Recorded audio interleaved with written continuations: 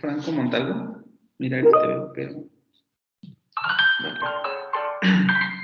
Luna Bautista, María del Carmen. Buenos días, profe, presente. Luna Juárez. Buenos días, profe, presente. Meléndez Flores. Buenos días, profe, presente. Buenos días. Mendoza Uribe.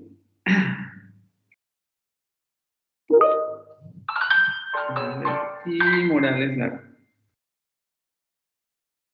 Presente, profesor. Buenos días. A ver, vamos a comenzar con otra cosa, no sé por qué.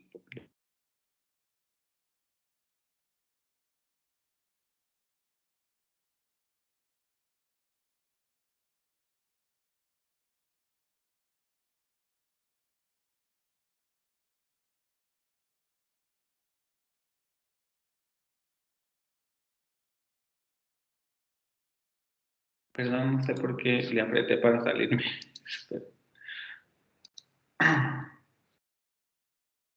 Ajá, esto. No sé si ya habían revisado Blackboard, me imagino que sí y espero que sí, porque también ya había colocado la presentación que vamos a ver el día de hoy. Tienen la presentación, la clase de la semana pasada, y el entregable 6, ¿no? Que sería el último que vamos a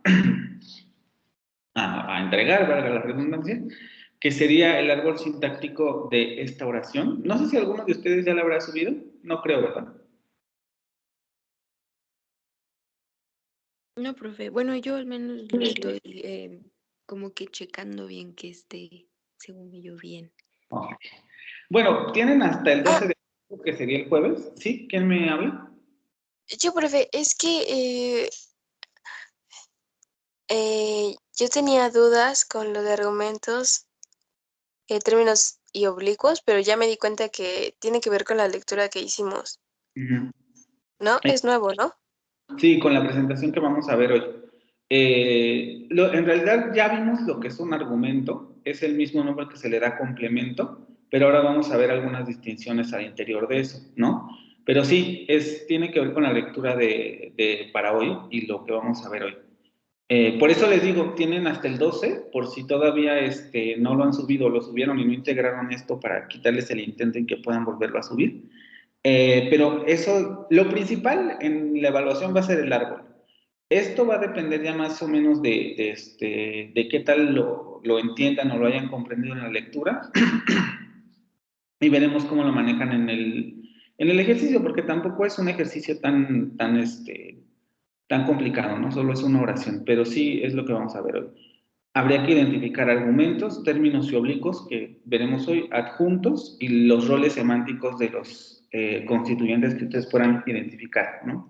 Se puede subir el escaneo o la fotografía del árbol sintáctico, solamente es uno, entonces no creo que les lleve más allá de una hora, a lo mejor considerando el asunto de identificar argumentos, adjuntos y roles semánticos. Se debe tener cuidado de que sea comprensible y de que la asignación de funciones sintácticas sea clara. Con respecto a la evaluación, simplemente repetirles. Me voy a enfocar más en cómo diagraman el árbol que en estas partes de los argumentos, adjuntos y roles semánticos. Esto último es más bien como para ver qué tanto comprendieron el texto que leyeron para hoy y la exposición que se va a hacer hoy con relación a este tema, ¿no?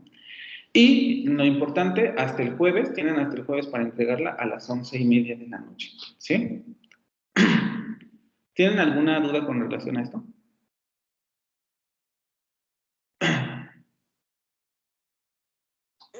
No, pero... Vale, en realidad es como muy fácil el ejercicio, ¿no? Nada más es para tratar de considerar alguna otra calificación.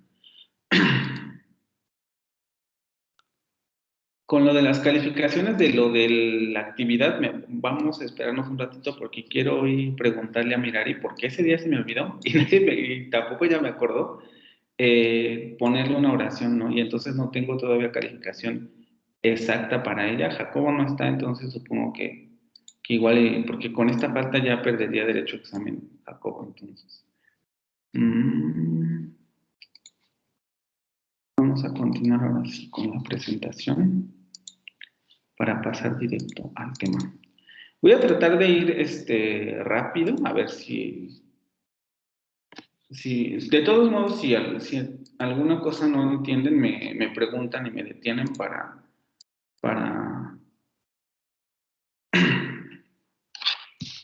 irlo comentando, ¿no? Bueno, el momento reconocemos y respetamos la individualidad de nuestros educandos, sabemos que cada uno de ellos es distinto y que ingresa a nuestra institución con un conjunto de principios y actitudes provenientes de su familia y del contexto en que se desenvuelven. Nuestro deseo es mostrarles los valores en que creemos y en los que basamos nuestra educación. Esperamos que contribuyan a enriquecer su desarrollo integral. Otro fragmentito de la filosofía Unitec. Y vamos a ver ahora funciones sintácticas, cuyo objetivo va a ser precisamente este.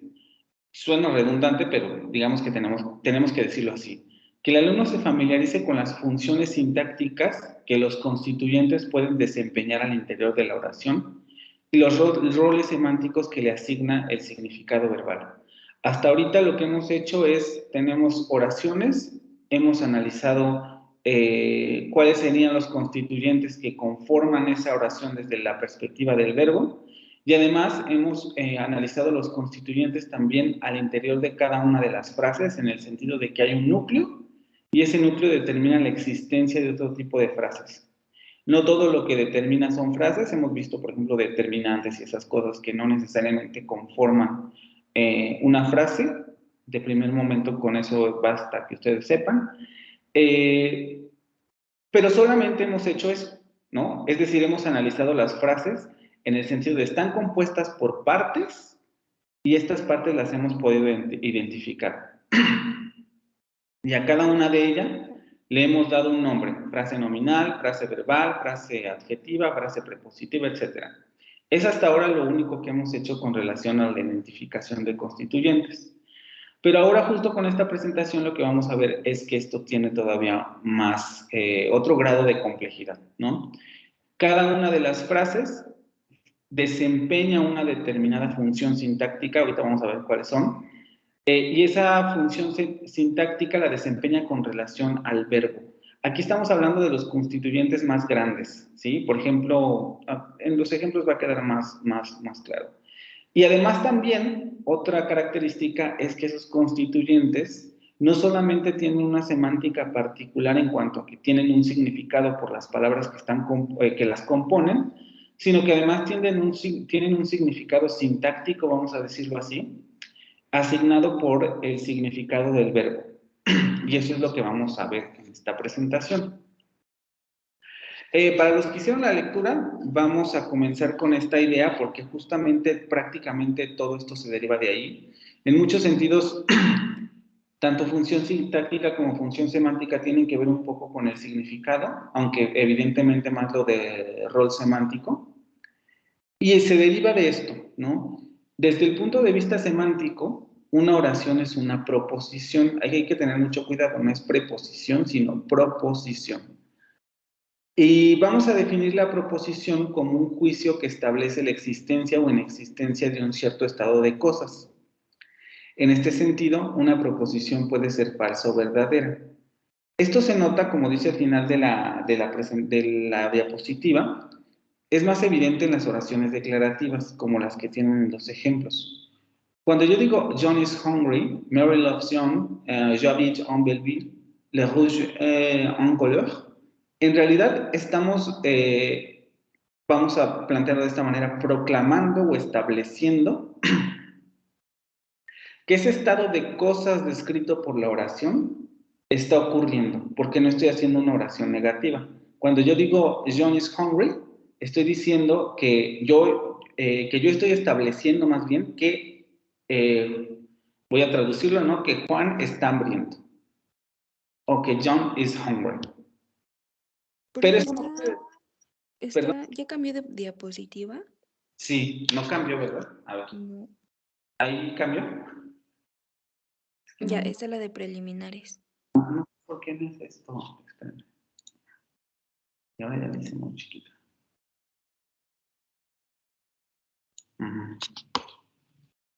Le estaba hablando de lo de la proposición. Un juicio que establece la existencia o inexistencia de un cierto estado de cosas. En este sentido, una proposición puede ser falsa o verdadera. Y les daba el ejemplo de John is hungry.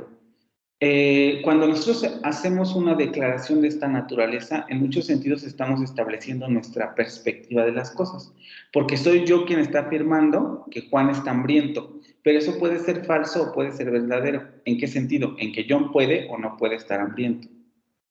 No sé si me estoy explicando, ¿sí?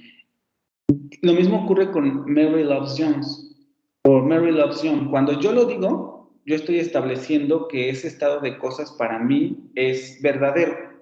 Es decir, estoy diciendo, para mí, María o Mary ama a Juan, o Mary loves John. Y simplemente estoy como describiendo la situación que estoy viendo desde afuera. Pero la verdad o la falsedad de eso, de lo que yo estoy diciendo, se comprobaría si vamos y le preguntamos a Mary, ¿no? Oye, ¿tú de verdad amas a Juan? Y si te dice que sí, entonces diríamos, mi oración es verdadera. Pero si me dice que no, mi oración es falsa. Pero eso no quiere decir que la oración no tenga significado, porque la oración sigue teniendo un significado. Sigue implicando que María ama a John, sea esto verdad o no. Lo mismo con Javid Belleville. Es una afirmación que yo estoy haciendo desde mi perspectiva. Yo estoy diciendo, yo habito una villa hermosa o yo vivo en una ciudad hermosa. Pero la verdad o la falsedad de esa afirmación se comprobaría si preguntáramos a otras personas o incluso nuestra propia perspectiva sobre si es o no una ciudad hermosa puede cambiar, y en ese sentido la verdad o la falsedad de la oración cambiaría. Si de repente yo ya no creo que mi ciudad es hermosa, entonces esta oración es falsa. Si la volviera yo a decir, ¿sí? No sé si esto está quedando más o menos claro, lo que es la proposición. Sí, sí, breve. Bueno, de forma muy básica es esto, ¿no? Tiene que ver con lógica y es mucho más complejo que esto, que les estoy explicando del primer momento, pero aquí lo importante es eso, se establece un estado de cosas y vamos a decirlo de otra manera, estamos describiendo cuando nosotros hablamos o realizamos una oración declarativa, estamos describiendo nuestra perspectiva sobre la situación. Juan está hambriento, es mi perspectiva de que Juan está teniendo esa sensación. Y yo lo estoy diciendo. Ya si la tiene o no, es cuestión, digamos, si la oración es verdadera o falsa, es decir, si tiene o no esa sensación, ya sería cuestión de comprobarlo con la realidad, ¿no? Les digo, esto es mucho más complejo. Aquí no nos vamos a meter en esas complejidades, pero con que quede claro eso, basta un poco, ¿no? Establece un estado de cosas. A partir de lo anterior, se pueden distinguir los siguientes elementos de una proposición, perdón. Primero, el predicado, elemento que indica la propiedad o tipo de relación que se establece. ¿Sí? ¿Quién habla? Yo, no tengo diapositiva. No se cambió. Ya se cambió, bebé.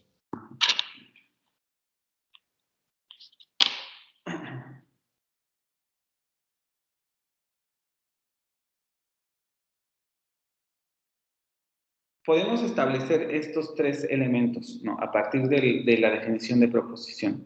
El predicado, que sería el elemento que indica la propiedad o tipo de relación que se establece entre los individuos o entidades involucrados en la proposición. En los ejemplos, para la expresión sería, por ejemplo, is hungry, que está estableciendo una propiedad de John, me está diciendo, yo estoy percibiendo que John tiene la propiedad de estar hambriento. Loves, que sería, yo estoy viendo que este verbo establece la relación entre John y Mary, que me está diciendo, Mary está teniendo esta acción o está teniendo este sentimiento por Juan, y por tanto loves está indicando una relación entre los individuos. Habit también podríamos clasificarlo dentro de una relación, solamente que aquí sería entre una entidad animada y una entidad inanimada. Yo vivo en una villa hermosa y la villa hermosa es el elemento inanimado, pero que aún así establece una relación porque me está diciendo que yo estoy habitando en ese lugar. Y un color, que también sería una propiedad. El rojo es un color. La propiedad del rojo es ser un color, y eso establece una propiedad. Como vemos aquí, a excepción de lo que más o menos hemos hablado, porque esto no lo hemos visto de manera detenida, no era tema del curso, pero es importante que lo consideren. Me dicen si ven el dibujo, porque por lo que me está haciendo la cosa esta, creo que no van a poder ver. ¿Ven cuando dibujo o no? No, profe. No. Exacto. Entonces creo que voy a compartir mejor la pantalla.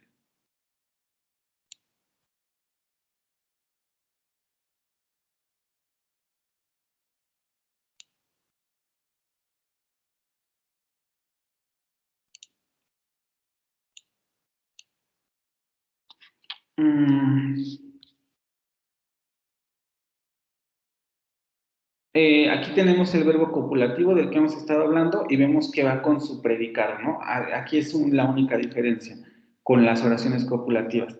Pero aquí tenemos los verbos plenos, vamos a decirlo así, y desde el punto de vista de la proposición, los verbos van a llamarse predicados. Solamente los verbos. Vean cómo ya cambia un poco la perspectiva de cómo se ha analizado el predicado desde antes que entraran a la licenciatura. Argumentos. Van a ser los elementos de la proposición que señalan a las entidades de la proposición de quienes se presupone que la propiedad o relación establecida por el predicado es verdadera. John, Mary, Unbelville y Le Rouge van a ser argumentos porque señalan las entidades de la proposición a las que se refiere la propiedad o relación establecida por el predicado y de la cual podemos preguntarnos si es verdadera o falsa. Y aquí la palabra clave es entidades. Arriba sería la palabra clave propiedad y tipo de relación. Y por tanto vamos a hablar de la oración como una unidad gramatical que expresa un predicado con sus argumentos. ¿Sí? A partir de aquí ya podemos establecer con lo que hemos visto hasta el curso una distinción entre sintaxis y semántica del constituyente. Ya podemos decir que los constituyentes, y aquí voy a hablar solamente de los constituyentes que tienen como núcleo la frase verbal, porque es aquí donde se va a dar esta situación. Si pensamos en los constituyentes de una frase nominal de una oración, vamos a ver que la relación no necesariamente se establece así, aunque se puede trasladar, pero no es motivo de este curso, porque eso ya complejiza mucho el análisis y no tiene sentido ahorita verlo. Estamos hablando de las frases que están rodeando al verbo, de las frases mayores que habíamos visto, ¿no? Ahorita, un poco regresando a la oración esta de Javich en Belleville, habíamos visto, por ejemplo, el verbo, la frase nominal que establecimos aquí y la otra frase nominal que establecimos aquí, ¿no? Al interior de esta frase nominal podemos encontrar otro elemento que sería un adjetivo, que podríamos ver también como frase adjetiva, pero este no nos interesa ahorita. Solamente los constituyentes mayores del verbo. Y estos constituyentes van a desempeñar una función sintáctica en el sentido de que van a poder ser complementos o adjuntos del verbo, porque las propiedades selectivas van a poder requerirlos o no. Pero también pueden desempeñar una función semántica, que sería el rol semántico según el significado del verbo.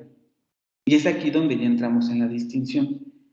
En función sintáctica, voy a volver a repetir, el asunto de si es complemento o adjunto del verbo, o dicho de otra manera, si es argumento o adjunto del verbo.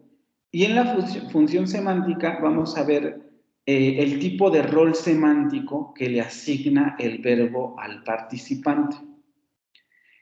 Por tanto, cada constituyente, teniendo en cuenta como núcleo de frase el verbo, va a tener una función semántica y una función sintáctica. ¿Sí? Denme un segundo, por favor.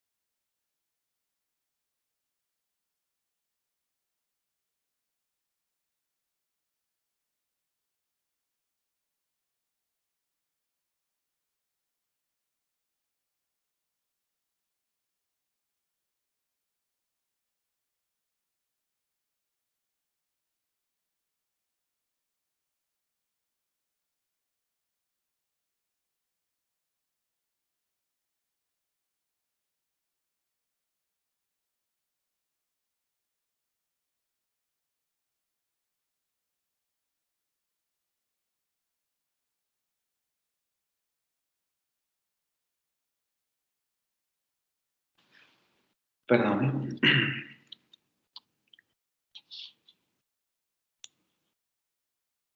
Ok.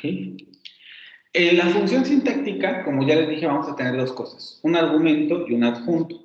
Y es necesario aclarar un poco más estos conceptos. El argumento va a ser igual al complemento. Van a ser elementos de la oración que tienen una relación semántica estrecha con el predicado, ya que son los participantes que sí o sí deben estar involucrados en la proposición por la naturaleza misma de la relación o actividad denotada por el verbo. Sin ellos, la oración es agramatical. Y los adjuntos, que también como ya lo hemos visto, van a ser los elementos de la oración que no tienen una relación semántica estrecha con el predicado, pero que aún así son importantes para ayudar al receptor a entender el ritmo de la historia, el tiempo, el lugar del evento o la manera en que se realizó la acción, etc. Sin ellos, la oración sigue siendo gramatical. Es un poco lo que hemos ya estado viendo. Argumentos son los requeridos por las propiedades selectivas de los verbos y si nosotros eliminamos un argumento, la oración generalmente es agramatical. En cambio, los adjuntos no van a ser requeridos necesariamente por las propiedades selectivas del verbo y si los eliminamos, las oraciones van a seguir siendo gramaticales porque no son requeridas por las propiedades selectivas del verbo. ¿Hasta aquí todo bien? Creo que esto más o menos ya es algo que hemos visto, creo que nada más es como repaso, pero no sé si alguien tenga alguna duda en este momento. No, profesor. ¿No? ¿Esto también quedó claro? Un constituyente mayor que tiene una función sintáctica y una función semántica. O sea, en el sentido de que tiene un papel gramatical y un papel semántico, vamos a decirlo así. Profesor, eso ocurre en todas las oraciones, ¿verdad? Estamos viendo como algo general. Sí. Otra vez, cuando estamos hablando de los constituyentes mayores. Como todas las oraciones tienen un verbo, siempre va a haber constituyentes mayores en la oración, ¿no? Los menores, vamos a decirlo así, serían aquellos que componen cada uno de sus constituyentes. Sí, gracias. Ahora vamos a meternos un poco más de lleno al asunto de los argumentos. En cuanto a los argumentos, debemos realizar una distinción en el tipo de argumentos que nos podemos encontrar. Vamos a encontrar argumentos directos, que generalmente se conocen como términos del verbo, que en la gramática tradicional se denominan sujeto y objeto u objetos. No estoy hablando de objeto directo o indirecto aquí, vean, solamente estoy diciendo objeto u objetos. Y vamos a tener también argumentos oblicuos o argumentos indirectos, que van a ser todos los demás argumentos, es decir, aquellos elementos que siguen siendo argumentales, pero que no son objetos. Aquí hay que aclarar, es muy importante aclarar, dentro de esta categoría yo no estoy hablando en ningún momento de adjuntos. Ninguna de estas dos categorías se refiere a adjuntos. Todos estos, tanto términos como oblicuos, siguen siendo argumentales. Siguen siendo constituyentes o participantes requeridos por las propiedades selectivas del verbo. Aquí no estoy metiéndome con adjuntos. Simplemente que al interior de esos elementos que el verbo selecciona, podemos encontrar algunos que podemos clasificar como términos o argumentos directos y algunos que podemos calificar como oblicuos, argumentos indirectos. De hecho, lo que tradicionalmente conocemos como objeto directo entra dentro de la categoría de oblicuos. Es un argumento indirecto. Ahorita vamos a ir viendo por qué. La distinción entre términos y oblicuos pretende reflejar el hecho de que la relación entre el verbo y su sujeto y sus sujetos es más estrecha que la relación que establece con otros argumentos. Dicho en otras palabras, el verbo va a establecer una relación más estrecha con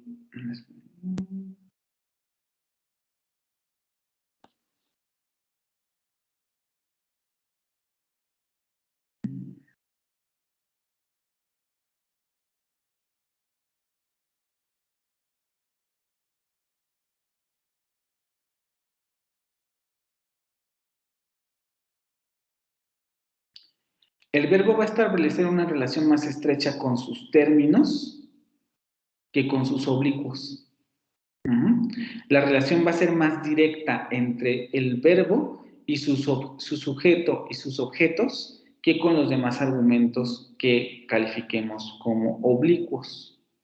En inglés, así como en español y en francés, esto se manifiesta en el hecho de que los oblicuos suelen introducirse con una preposición, mientras que los términos suelen codificarse como frases nominales.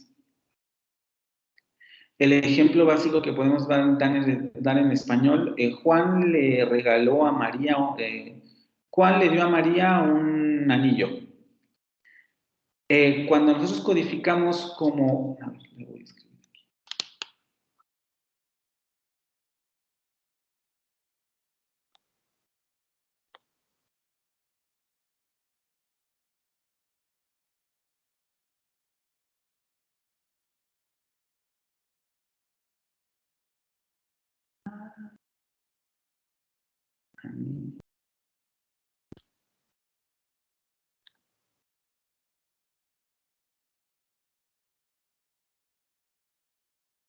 A María. Como vemos, el verbo me exige que haya alguien que da, lo que se da y alguien a quien se le da el objeto, ¿no? Tenemos a Juan, que sería la persona que... Vamos a ponerlo con azul. Tendríamos a Juan, que sería la persona que dio, la que realizó la acción.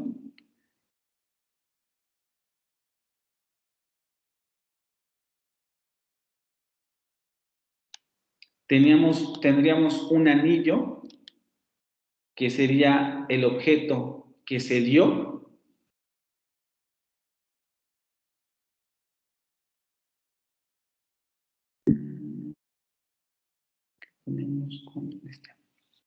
Y luego tendríamos la persona a la que se le dio el objeto.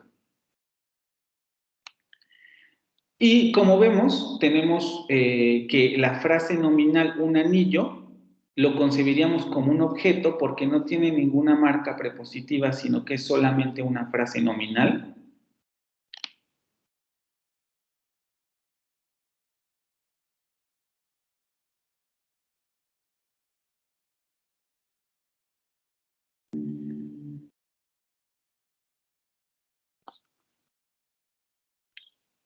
Tenemos una frase nominal. Y luego tenemos en a María una frase prepositiva y sabemos que ese es un argumento indirecto, un argumento oblicuo, porque está introducido con una preposición. Pero sabemos que aunque esté introducido por una preposición, es argumental, porque yo no lo puedo quitar. Bueno, en español tiene ciertos contextos de restricción en donde se puede quitar, pero generalmente necesitamos el argumento, porque se escuchan extrañas las oraciones. No son necesariamente agramaticales, pero se escuchan extrañas si yo quito esto. Juan dio un anillo. Y siempre nos preguntamos a quién le dio, ¿no? ¿O por qué me estás diciendo que dio un anillo? No es una oración necesariamente completa. Juan dio un anillo. Bueno, pero ¿a quién? ¿Sí? Por eso sabemos que el argumento a María es requerido por las propiedades selectivas del verbo. Cuando yo digo Juan le dio un anillo a María, el significado está completo y no genera oraciones extrañas, vamos a decirlo así.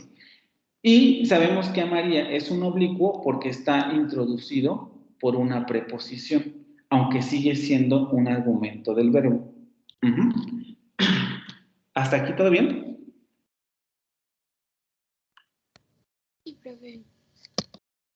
Sí, profe. Nada más para recalcar, a estos dos es a los que les llamaríamos término y a este es al que le llamaríamos oblicuo.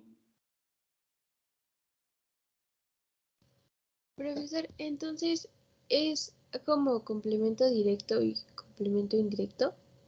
Sí, porque aquí tenemos el objeto indirecto, si nos damos cuenta. El objeto directo, perdón, el anillo. Y a María sería un objeto indirecto. Okay, muchas gracias. Y aquí tenemos el sujeto, obviamente. Por eso digo, estos dos serían términos y este sería un oblicuo.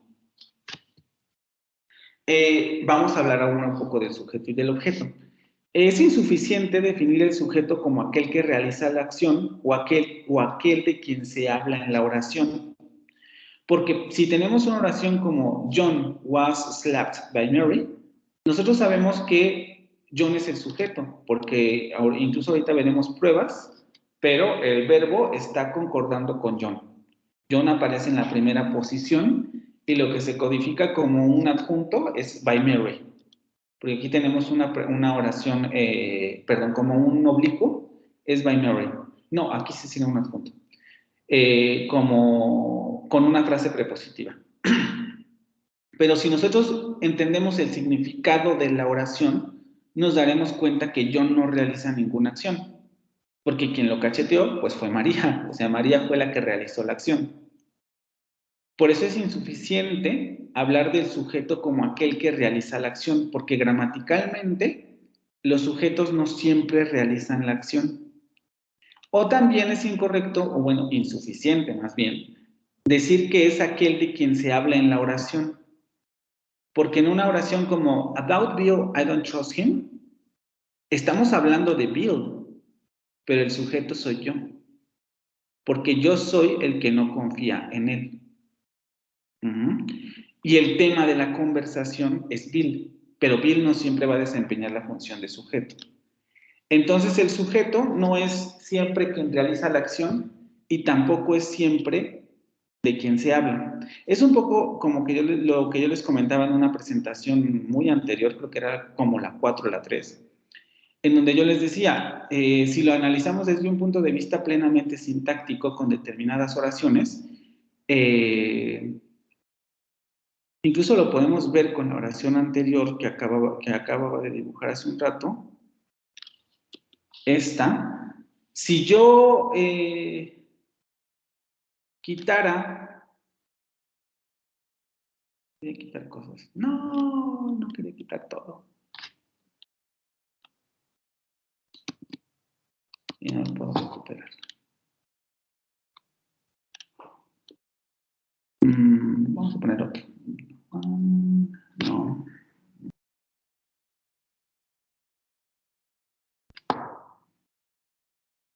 Lo del perro, porque me acuerdo que ese era el ejemplo.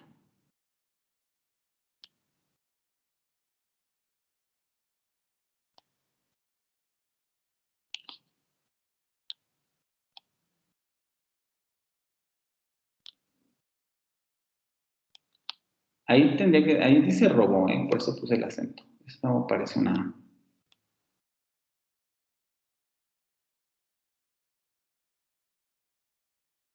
Lo que les decía en esa ocasión es que si nosotros analizáramos en términos puramente sintácticos, la pregunta sería, ¿cuál es el criterio que nosotros utilizamos para saber que esto es el sujeto y que esto es el objeto? Porque incluso yo podría decir, incluso hay que pensarlo en términos de concordancia.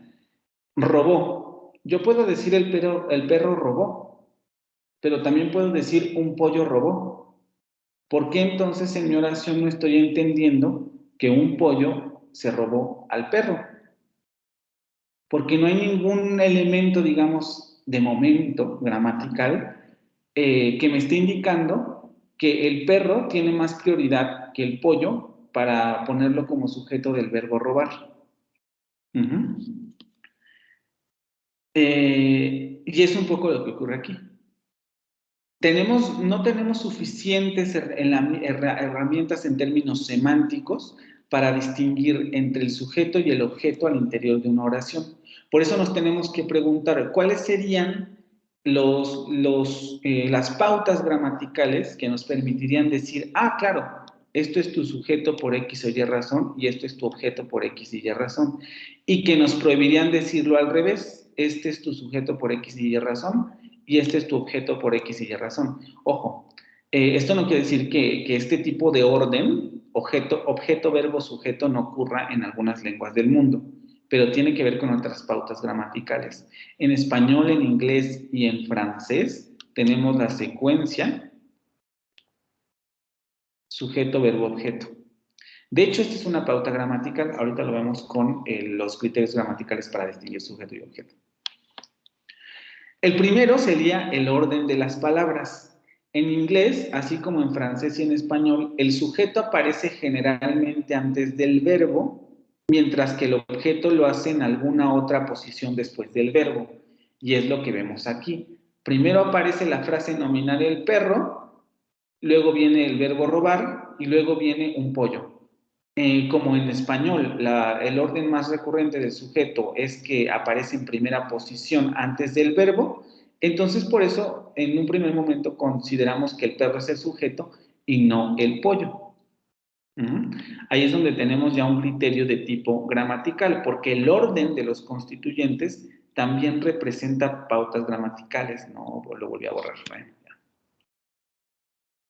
Formas pronominales. En inglés, así como en francés y en español, algunos pronombres tienen formas diferenciadas para la función de sujeto y la función de objeto. Los pronombres personales tienen esta característica. Por ejemplo, en inglés, para decir él le habla a él, mi sujeto tiene que ir con el pronombre personal he, y él, el que sería al quien le habla, tiene que ir con el pronombre personal him de objeto. He told him. Él le dijo a él.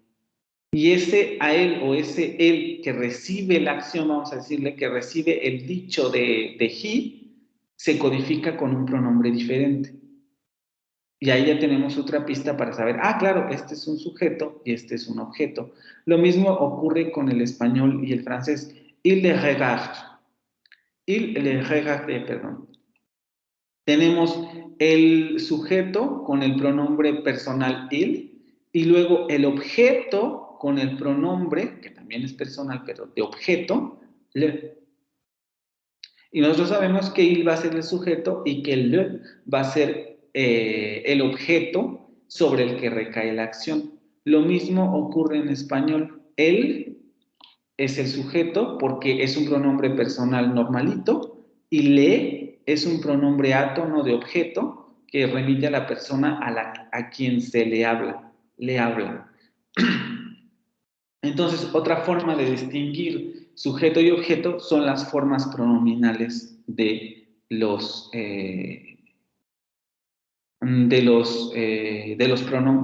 las personas involucradas.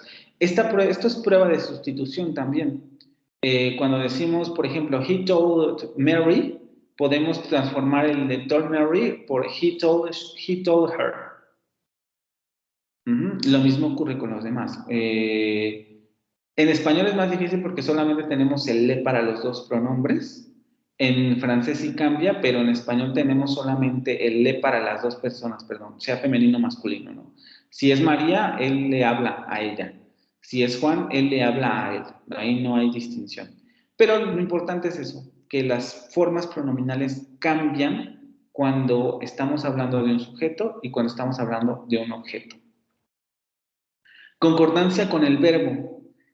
En el presente simple del inglés se añade el morfema S al verbo cuando el sujeto es una tercera persona del singular. He works. Esta sería la única característica en inglés en cuanto a concordancia, porque como hemos visto y como han visto también en reiteradas ocasiones cada que estudian inglés, a pesar de que los verbos tienen conjugaciones, no tienen una conjugación tan rica como en español o, por ejemplo, en francés. Aunque en francés, obviamente, por el desgaste fonológico y todo eso, se van perdiendo ciertas pautas, pero lo cierto es que sigue manteniendo flexión verbal. En francés y en español, el verbo concuerda en número y persona con el sujeto. Él trabaja, ella trabaja, yo trabajo, tú trabajas, él trabaja, nosotros trabajamos, lo mismo ocurre con él trabaja. Entonces, esa es otra prueba. El sujeto va a condicionar la concordancia o en los morfemas verbales. Ahorita vamos a ver que existen otra característica que puede condicionar la flexión del verbo, pero no ocurre este fenómeno en español, ni en inglés, ni en francés. En español y en inglés y en francés, lo único que puede modificar al verbo es el sujeto, por la concordancia verbal. ¿Sí? ¿Hasta aquí todo bien?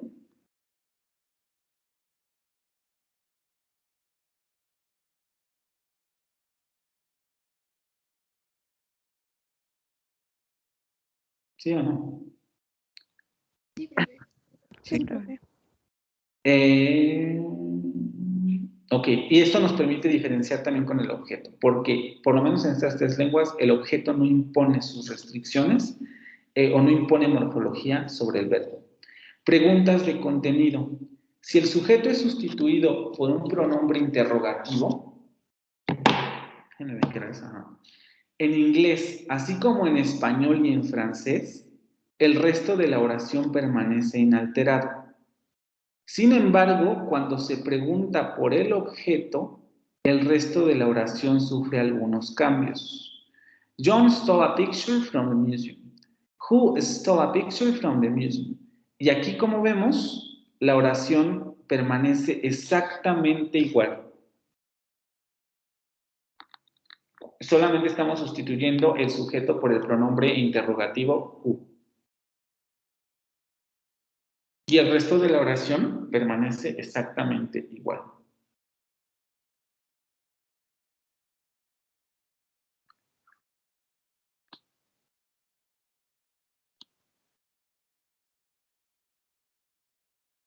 Aquí estamos sustituyendo Pero si nosotros queremos preguntar por qué robó John del museo, tenemos que preguntar what did, tenemos que meterle el auxiliar John steal from the museum. En inglés lo que tenemos que hacer es desdoblar el verbo en su auxiliar de pretérito y luego el verbo en presente para preguntar por el objeto. Es agramatical decir what John stole from the museum. No podemos decir eso. Tenemos que desdoblarlo en el auxiliar. Lo mismo, bueno, en francés y en español ocurre una situación diferente, pero también hay un cambio, ¿no? Si yo tengo la oración il a volé un peinture du musée, yo puedo decir qui, aquí estoy ocupando solamente la forma simple del pronombre, pero podríamos ocupar también la compuesta. Estoy sustituyendo el il por el pronombre interrogativo y el resto de la oración permanece inalterado. Esto también ocurre en español. Él robó una pintura del museo. ¿Quién robó una pintura del museo? Él. Pero para preguntar por el objeto, vamos a borrar.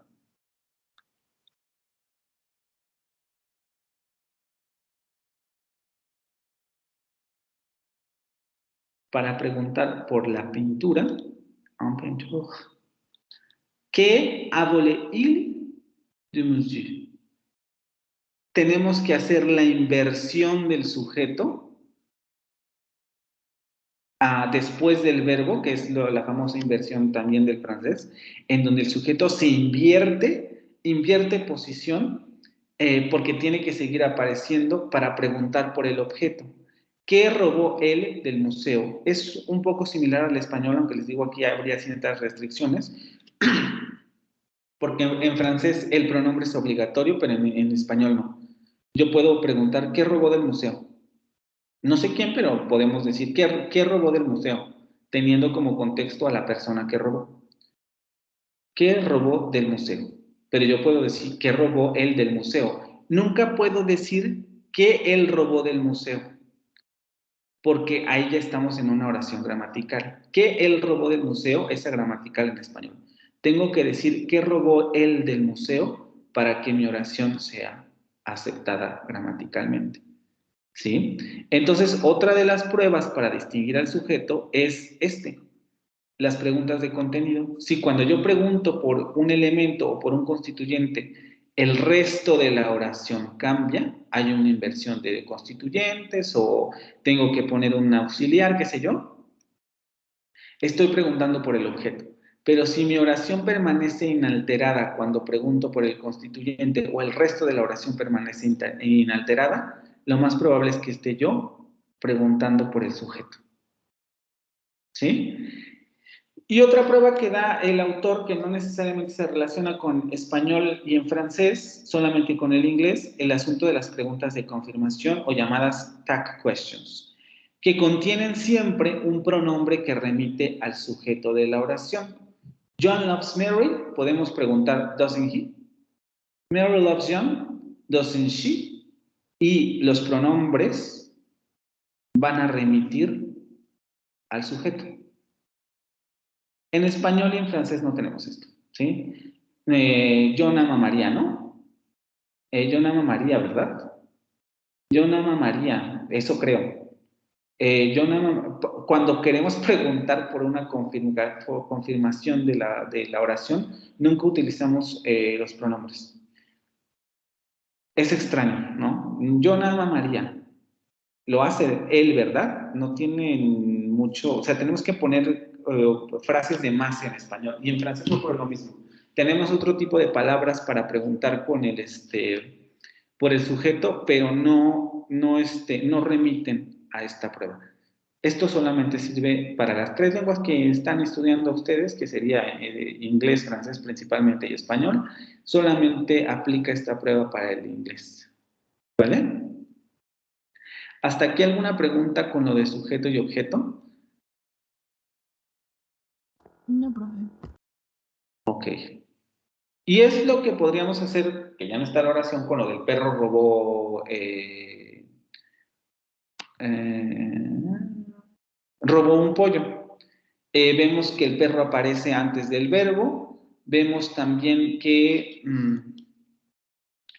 podemos poner formas pronominales diferentes. Él se lo robó, o él lo robó, y él lo remite al pollo. Él lo robó. Concordancia con el verbo, efectivamente, el perro concuerda con robó. Aunque aquí ya lo del que el pollo concuerde con robot también ya se va eliminando porque perro ya responde a las dos primeras pruebas, orden de constituyentes y formas pronominales. Preguntas de contenido, ¿quién o qué robó un pollo? El perro, pero si quiero preguntar por el pollo, tengo que decir ¿qué se robó el perro? Y le tengo que meter ese C, o ¿qué robó el perro? Y tengo que invertir el sujeto. Y nada más, porque no tenemos pregunta de confirmación. Y ya sabemos por esas pruebas que el que va a tender a ser el sujeto va a ser el perro y por tanto el pollo va a tener un rol de objeto. ¿Sí? Objetos indirectos y secundarios. En la oración, ahora vamos a hablar de estos otros objetos, porque hablamos del sujeto y del objeto en términos de primarios, en el sentido de términos del verbo. Ahorita tenemos que hacer una distinción entre los objetos que son términos del verbo y los objetos que van a ser oblicuos del verbo. En la oración Mary gave a new bicycle to her son, el argumento to her son suele asignársele la función de objeto indirecto. Claro, porque ¿qué dio Mary? Mary dio la bicicleta, la nueva bicicleta, a new bicycle.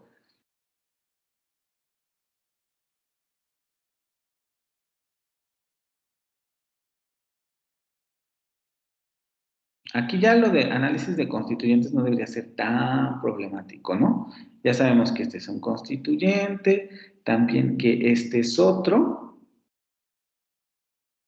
y que este sería el tercero.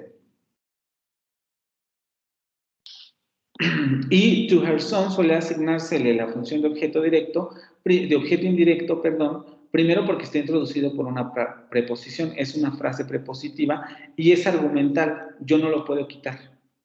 Yo no puedo decir, Mary gave a new bicycle. ¿A quién le dio? ¿A quién le dio esa bicicleta? A su hijo. Suele asignarse de la función de objeto indirecto o en términos argumentales de oblicuo, ya que es un complemento del verbo porque no lo puedo eliminar. El verbo me pide que existe ese participante, esa persona a la que se le da el objeto dado, pero se introduce con una preposición, tú. No es una frase nominal peladita, ¿no? Sino que tiene la preposición para introducirla. Y esa es la principal distinción entre un objeto directo y un objeto indirecto, tal y como los conocemos nosotros. Sin embargo, en inglés, como en muchas otras lenguas del mundo, existe otro tipo de estructuras. Esta oración, por ejemplo, la de Mary gave a new bicycle to her son, también puede codificarse como Mary gave her son a new bicycle. Mary gave her son a new bicycle. A esta estructura se le denomina de doble objeto, ya que, como se puede apreciar, los argumentos her son y a new bicycle reciben el mismo tratamiento gramatical. ¿Qué queremos decir con que reciben el mismo tratamiento gramatical? Que ambas frases, que en la oración, digamos, original, aunque eso está mal porque no existe oración original, sino simplemente dos tipos de codificación diferentes, tenemos dos constituyentes con un tratamiento gramatical diferente. El primero es una frase nominal y el segundo es una frase prepositiva. ¿Sí? Y aquí no, aquí vamos a tener una frase nominal, her son, y otra frase nominal, a new bicycle. A new bicycle. Y otra vez para que no haya confusión, recuerden que a en inglés es un artículo, una nueva bicicleta, a new bicycle. Mary gave her son a new bicycle. Reciben el mismo tratamiento gramatical porque ambas son frases nominales y ninguna está introducida por preposición. Y vean cómo cuando yo hago esto en inglés, se invierte la posición. Primero va a aparecer la persona a la que se le da y luego va a aparecer el objeto dado. Por eso se le van a conocer de doble objeto, porque ambos constituyentes o ambos argumentos van a codificarse como objetos, no como oblicuos. No hay ningún oblicuo en esta otra oración porque ninguna de estas dos frases nominales está introducida con preposición. Entonces, ya que ambas son frases nominales, ambas van a desempeñar la función de objeto. Ya que ambos argumentos se codifican como frase nominal o con una frase nominal, en este tipo de estructuras se prefiere utilizar las etiquetas de objeto primario, y esta sería la leyenda para hablar de objeto primario, y objeto secundario. En la oración, el objeto primario es her son y el objeto secundario es a new bicycle. Ahorita vamos a ver más o menos por qué. Tiene que ver sobre todo con la posición, pero aquí lo importante es eso. Como tenemos dos objetos o dos argumentos codificados con frases nominales después del verbo y no responden a la definición de sujeto ni a las pruebas de sujeto, esas dos frases nominales funcionan las dos como objetos y distinguimos esos objetos por estas etiquetas como objeto primario y objeto secundario. En este punto sería importante recalcar que vamos a dejar el término de objeto indirecto para un argumento oblicuo, como en el que está aquí to her son. Aquí hablaríamos de un objeto indirecto o un oblicuo, pero aquí hablamos de dos objetos. ¿Sí? ¿Todo bien hasta aquí?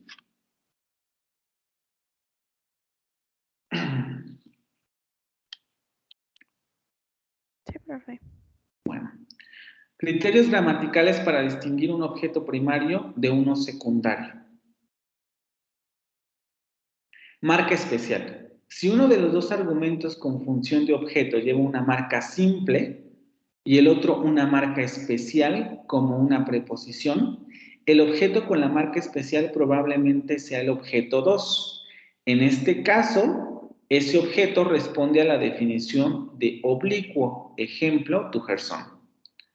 Porque vamos a ver que a diferencia de la primera frase nominal en la primera oración, recibe una marca especial que sería la preposición.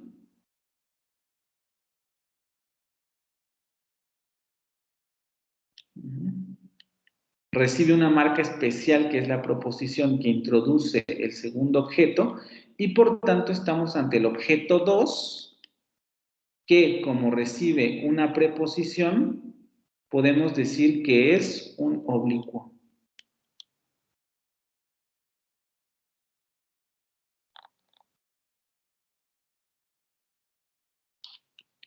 Y el primer elemento no recibe ningún tratamiento especial, no tiene ninguna marca especial. Es más, ni siquiera marca simple. Aquí lo ponen porque puede haber lenguas en donde tanto los dos objetos reciban alguna marca, pero el primer objeto la recibe de una manera más simplificada que el segundo. Concordancia. Si el verbo recibe alguna marca morfológica del objeto, el objeto es el que normalmente impone esta marca, el objeto primario. Ni el español, ni el inglés, ni el francés representan este fenómeno morfosintáctico. ¿A qué se refiere esto que no está en estas lenguas, pero que es importante destacarlo?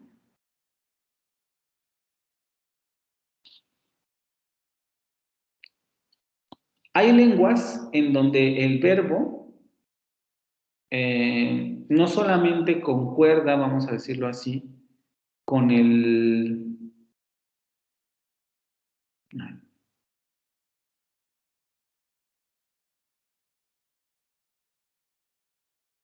No solamente concuerda con el sujeto, es decir, no solo el sujeto impone sus características gramaticales, sino que también el objeto puede llegar a imponer marcas gramaticales. Esta lengua no es así, pero podríamos tener que a lo mejor en otra lengua el verbo no solamente reciba género y número del sustantivo, sino que a lo mejor reciba un caso del objeto y se le agrega tal vez un morfema. Y ese morfema de objeto se refiere a un argumento de tipo objeto. Y lo que dice la regla de concordancia es que el objeto que va a imponer esa marca en el verbo siempre va a ser el objeto 1. El objeto 2 no lo va a hacer. El objeto 1 es el que en esas lenguas va a imponer la marca gramatical de objeto al verbo, no el segundo objeto. Concordancia. Otra vez repito, ni en español, ni en inglés, ni en francés tenemos este fenómeno morfosintáctico. Es morfosintáctico porque aquí ya nos estamos metiendo en esa interacción, ¿no? Un determinado constituyente sintáctico va a imponer morfología sobre el verbo. Por eso estamos hablando ya de morfosintaxis. Pasivización. Normalmente, solo el objeto primario es el que puede funcionar como sujeto de la forma pasiva de la oración. Aquí tenemos her son. Pongo este objeto porque es quizá de los más curiosos, incluso cuando uno hace la conversión, uno se pregunta, porque no somos hablantes nativos de esa lengua, qué tan adecuada es esta oración en términos gramaticales, porque en términos semánticos no hace mucho sentido.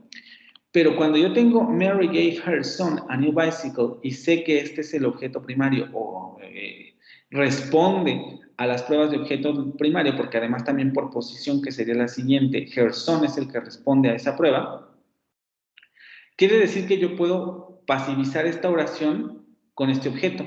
Entonces yo puedo decir her son was given a new bicycle by Mary. ¿Sí? Suena muy extraño, pero esto es correcto. Porque el objeto primario es el que puede codificarse como sujeto de la oración. Es mucho más sencillo, ¿sí? Tengo una pregunta rapidísima. No, pues sí tiene que ver, pero no sé qué tanto.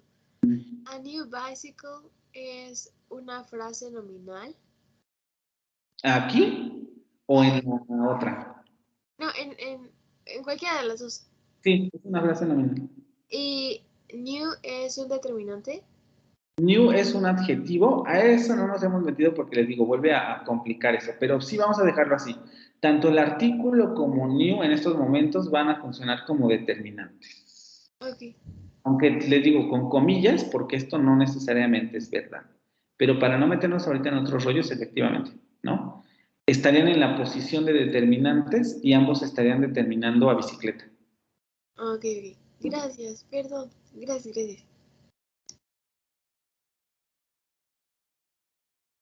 Es mucho más claro la forma pasiva en esta oración, ¿no? A new bicycle was given by Mary to her son.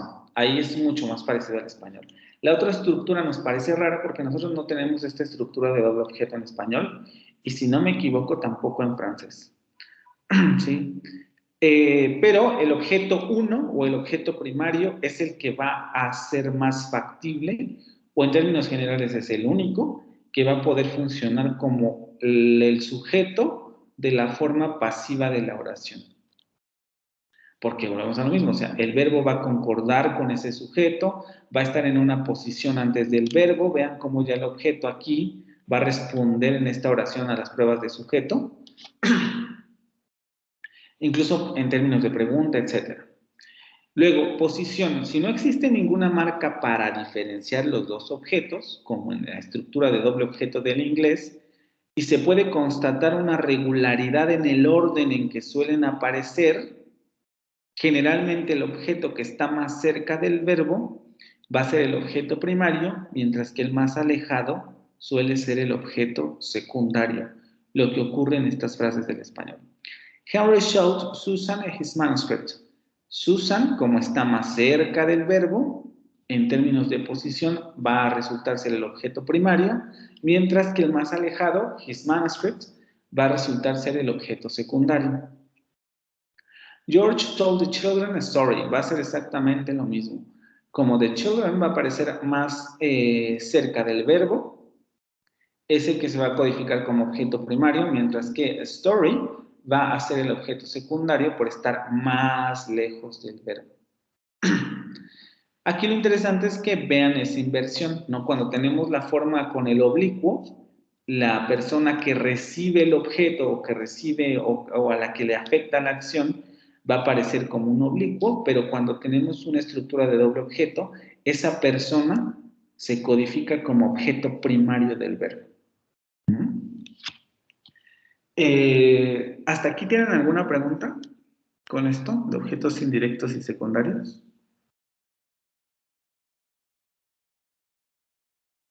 Creo que no, profe. Ok. En resumen, tenemos este cuadrito que aparece en la lectura que hicieron o que debieron haber hecho, que es muy claro, ¿no? Tenemos los dependientes de la oración, que aquí diríamos constituyentes del verbo. Aquí se podría hacer esa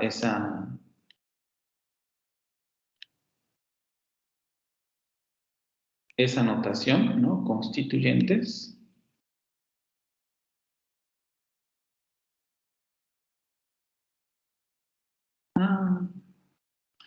Que vamos a poderlos dividir en argumentos o complementos. Aquí no se les olviden que cuando yo digo argumentos estoy hablando de complementos.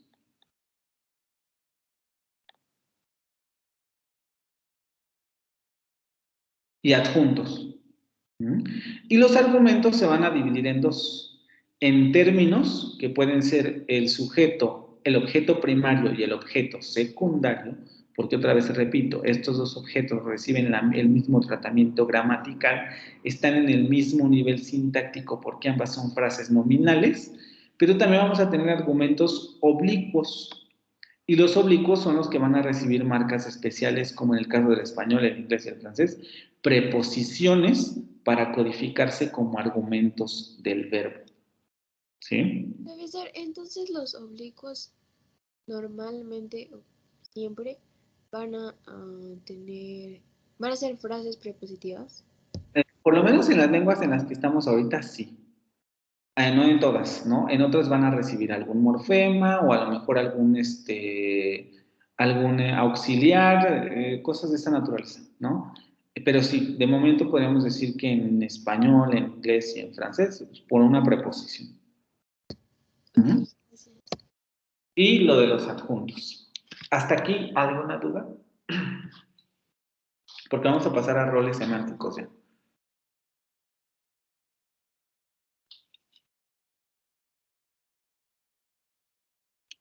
No, profe, todo bien. Y aquí solo como ejemplo, ¿no? Yesterday Mary gave a new bicycle to her son. Vamos a tener el verbo que sería el predicado, como hemos visto en términos de proposición. Vamos a tener dos términos, sujeto y objeto, Mary, a new bicycle, por las pruebas, bla, bla, bla. To her son, vamos a tener un argumento que se codifica como oblicuo, un objeto 2 que se codifica como un oblicuo, y luego un adjunto en yesterday, que solamente es un adverbio o un complemento circunstancial de tiempo, ¿no? Ayer. Ayer fue cuando se lo dio y no antier, no la semana pasada, sino ayer. Y solamente para recordar, esto quiere decir simplemente que yo puedo eliminar esto y la oración sigue siendo gramatical, pero con los oblicuos, si yo lo elimino, la oración se convierte en agramatical. Por eso el oblicuo es un complemento del verbo, ¿vale? Y esto sería con relación a las funciones sintácticas. Como se dan cuenta, también esto requiere de mucha práctica, en el sentido de identificar los complementos y los oblicuos, etc. Ahorita vamos a hacer un breve ejercicio, porque les digo, me interesa que Mirar y Jacobo participen para la evaluación de la actividad síncrona, pero no vamos a ver más allá. De hecho, en el examen tampoco creo que van a haber muchas preguntas sobre esto, quizá un par con relación a identificar los principales, que sería el sujeto y el objeto, que es lo que más me interesa, pero los otros no, para no complicar más la situación, ¿no? Y por último vamos a ver lo de función semántica. Los roles semánticos son lo que podríamos denominar la función semántica de los constituyentes. ¿Qué son estas cosas? Nosotros sabemos que las palabras en general tienen un significado muy rico en el sentido de que ninguna palabra significa exactamente lo mismo que la otra. No se me ocurren ahorita algunos sinónimos, pero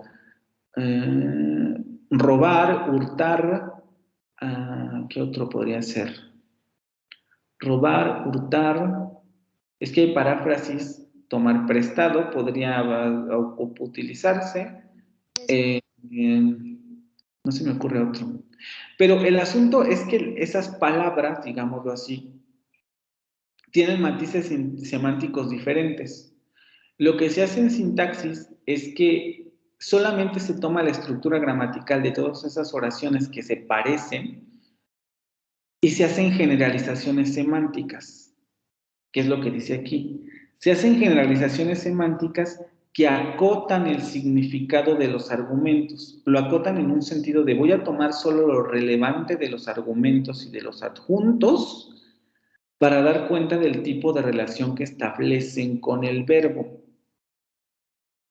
Ahorita lo vamos a ver con los ejemplos y con las etiquetas porque ahí queda mucho más claro. En el estudio de las diferentes lenguas del mundo son útiles para determinar el tipo de tratamiento gramatical que reciben los constituyentes que los codifican.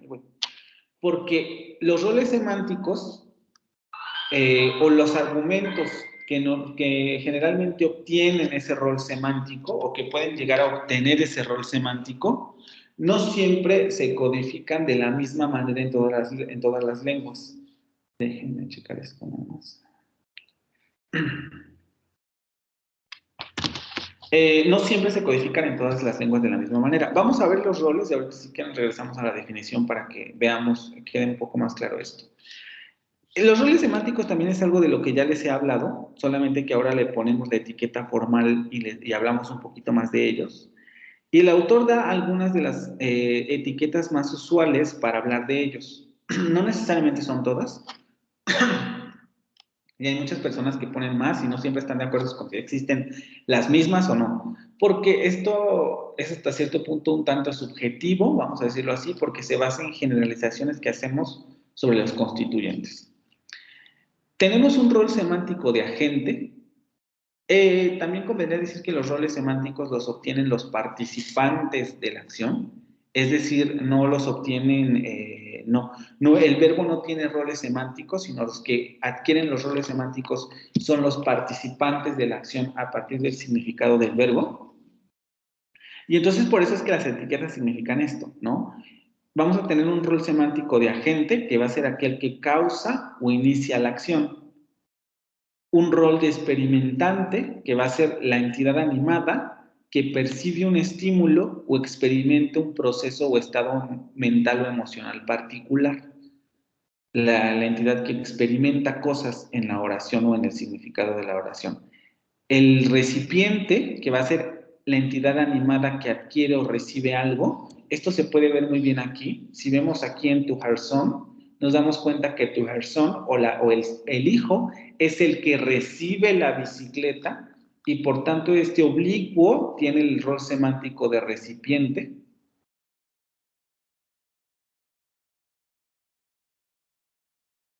No puedo escribir.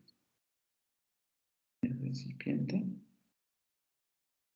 Es un rol semántico y se está codificando gramaticalmente como un oblicuo, pero su rol de recipiente es semántico, porque es la persona que está recibiendo la bicicleta. Y aquí podemos ver que Mary es la causante de la acción, porque Mary es la que está dando la bicicleta. Por ello ella es un agente, no solamente es un sujeto y un término en sentido sintáctico, sino que además tiene el rol semántico de agente.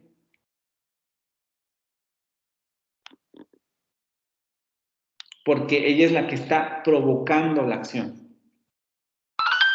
Beneficiario, entidad en cuyo beneficio se realiza una acción determinada. Aquí podemos entrar si tu persona es un beneficiario o es un recipiente. Aquí depende de cómo entendamos a tu persona, ¿no? Instrumento, entidad inanimada utilizada por un agente para realizar una acción. Tema, entidad que pasa por un cambio de ubicación o posesión o cuya ubicación está siendo especificada. Aquí podemos decir a new bicycle no solamente es un objeto y un término, sino que además recibe el rol semántico de tema, porque es la entidad que está pasando de una posesión a otra. Para dar algo lo tienes que tener. Entonces Mary tiene la bicicleta, se la da a su hijo y entonces el hijo la recibe y la bicicleta cambia de propietario. Ahora es el hijo el que tiene la bicicleta. Por eso decimos que a new bicycle va a ser el tema semántico de la oración. Paciente, entidad sobre la que se actúa o que es afectada o creada por la acción, o cuyo estado o cambio de estado es objeto de predicación. Esto no lo tenemos en el ejemplo. Por ejemplo, en cambio de estado es objeto de predicación. No, porque se tendría que ser... Sí, no, es que ese es experimentante. Por ejemplo, Mary slapped John. Vemos que el verbo cachetear quiere decir que Mary le da una cachetada obviamente a John, entonces Mary es el agente, pero John es el paciente, porque es afectado por la acción. Recibe la acción, no puede hacer nada y lo golpean, ¿no? Y es afectado por el hecho de que Mary lo haya cacheteado. Entonces recibe la acción y se convierte, por ejemplo, en paciente. Estímulo, objeto de percepción, cognición, emoción, entidad que es vista, oída, conocida, recordada, amada, etc. Yo veo, o John está viendo la televisión. Juan está viendo la televisión. La televisión es un estímulo porque es lo que se está viendo. Y a lo mejor aquí comencé a explicar esto de las generalizaciones. Porque yo puedo decir, yo escucho un ruido, yo escucho una canción, yo escucho el trinar de los pájaros, yo escucho al señor de la basura, yo escucho la campana de la iglesia, y la campana de la iglesia, un ruido, música, etcétera, todos tienen el rol de estímulo, a pesar de las diferencias semánticas que existen en esas palabras o en esas frases. La campana de la iglesia, la música, el trinar de los pájaros, el ruido, todos funcionan como estímulos porque yo los puedo percibir. Entonces, toda esa variabilidad semántica que yo puedo encontrar en los argumentos, se reduce cuando lo consideramos en términos de roles semánticos.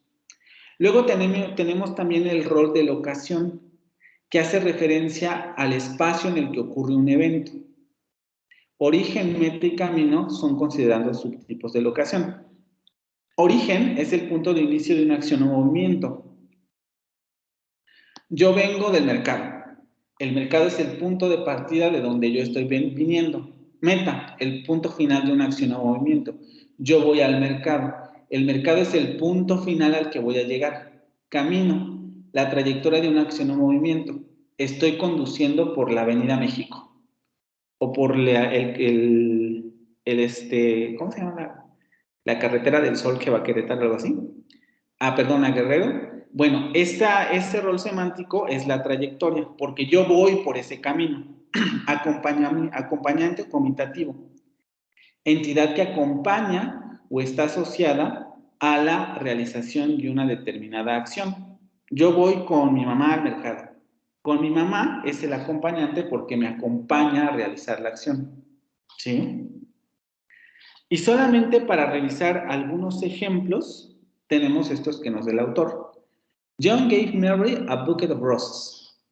Tenemos que John va a ser el agente, que es el que causa o inicia la acción. Mary va a ser el recipiente porque es quien recibe el objeto. Y a bucket of roses va a ser el tema porque es el que cambia de posición. Es un poco como el de Mary gave a new bicycle to her son. Luego tenemos John. Esperen un momento. John baked Mary a chocolate cake. John va a ser el agente porque es el que inicia la acción. Baked, que va a ser el verbo normalito. Mary, el beneficiario, porque aquí sí se beneficia de la acción que está haciendo John, porque el chocolate va a ser para ella, se lo va a comer. Y a chocolate cake, que va a ser un paciente porque es el objeto creado por John. John lo está creando, lo está haciendo. No solamente está cambiando de posición, sino que está creando el pastel. Luego tenemos John opens the lock with a key. El agente, que va a ser John. The lock, que va a ser el paciente porque está recibiendo la acción. John está ejerciendo presión sobre el objeto con la llave, y con la llave va a ser el instrumento porque va a ser el objeto con el que va a estar intentando abrir la puerta. El instrumento. Luego tenemos the key open the lock. Vamos a tener, aquí lo cambia a una forma, cambia el objeto a función de sujeto y va a seguir siendo lo mismo.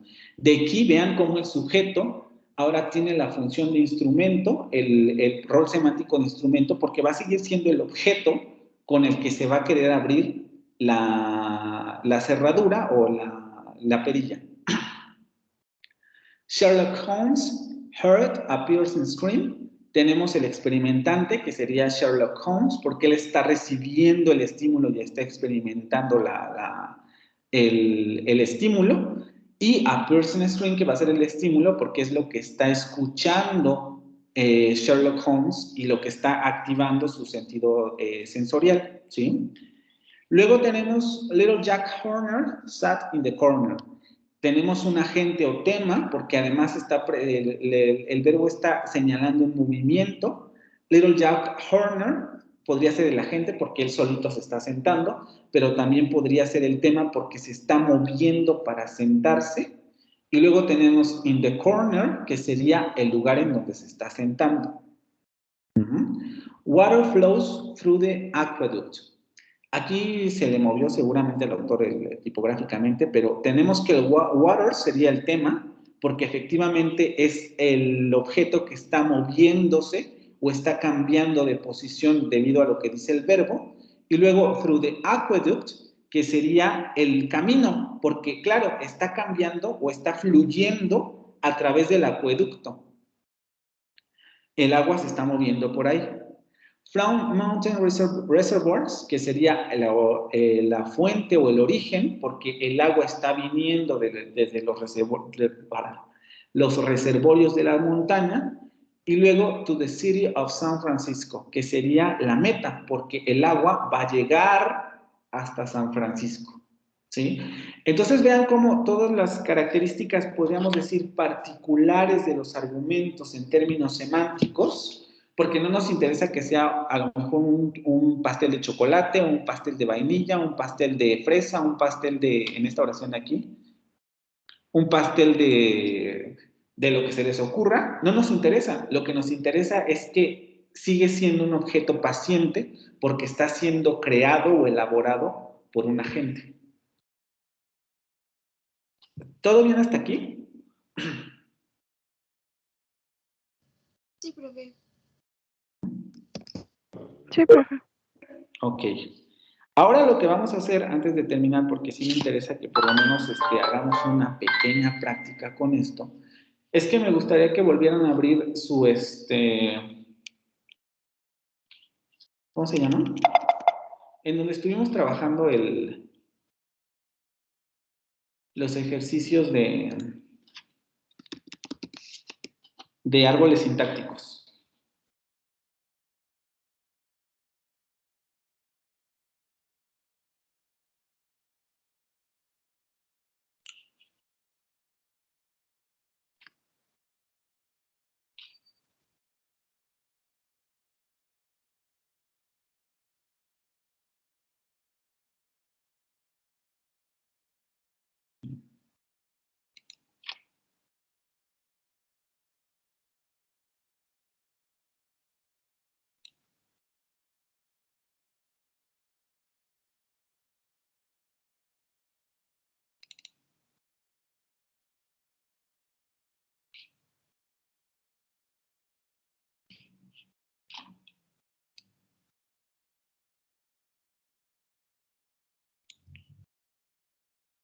Hasta esta presentación vendría también el examen. Les digo, esta última la voy a considerar menos porque no lo vimos a la profundidad que me hubiera gustado, pero sí van a venir algunas consideraciones, ¿no?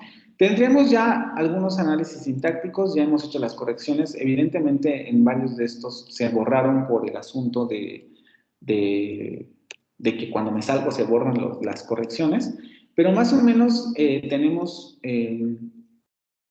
vean, por ejemplo, aquí se hizo muy chiquita esta imagen. Ok.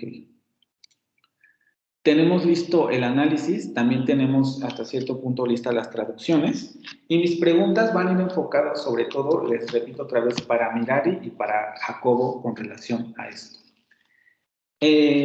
Jacobo y Mirari.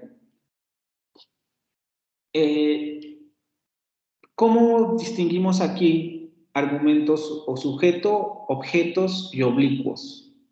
Quiero que me digan, por ejemplo, en esta primera oración, el análisis de frases ya está hecho, ya también hemos hecho las correcciones, entonces en términos generales no habría ningún problema. ¿Cómo distinguimos o cuáles serían sujetos, objetos, oblicuos y roles semánticos en esta primera frase? Que si no me equivoco, será la primera, ¿no? Sí. Quien quiera responder entre Jacobo y Mirari.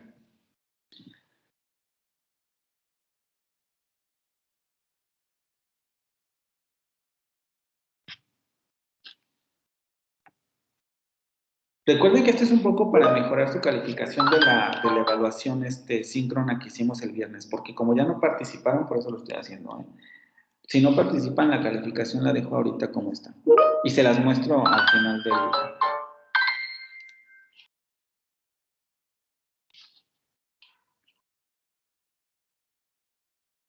El oblicuo viene con una preposición, y entonces, ¿cuál sería el oblicuo en esta oración?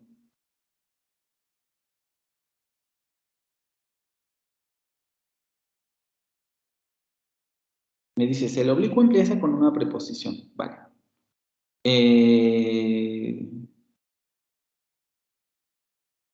Y ojo, porque aquí ya sé por dónde vas, pero mi pregunta sería, ¿estás segurísima que eso que vamos a distinguir como oblicuo es un oblicuo?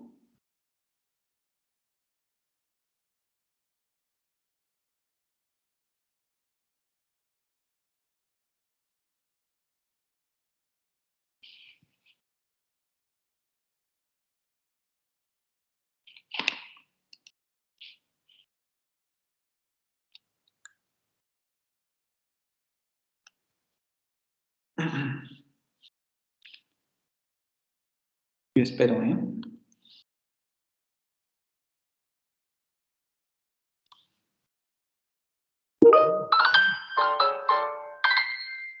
Ok, el asunto es que cuando me dices las frases prepositivas, acuérdense que esto ya lo vimos. Acuérdense que aquí había un error y decimos que esto en realidad es una frase prepositiva completa.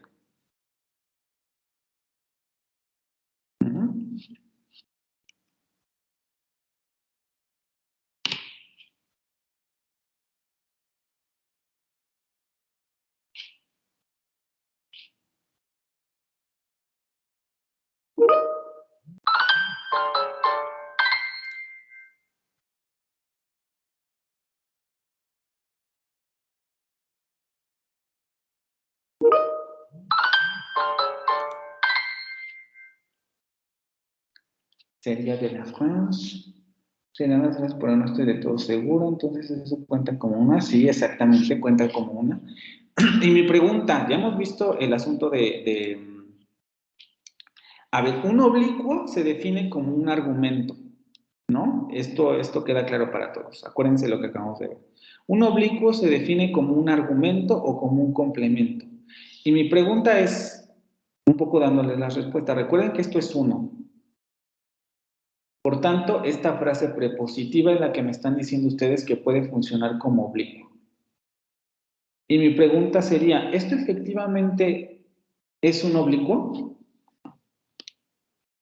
Porque acuérdense que el oblicuo es un argumento, por tanto es un complemento, y por tanto quiere decir que está exigido por las propiedades selectivas del verbo. ¿Eso sería un oblicuo?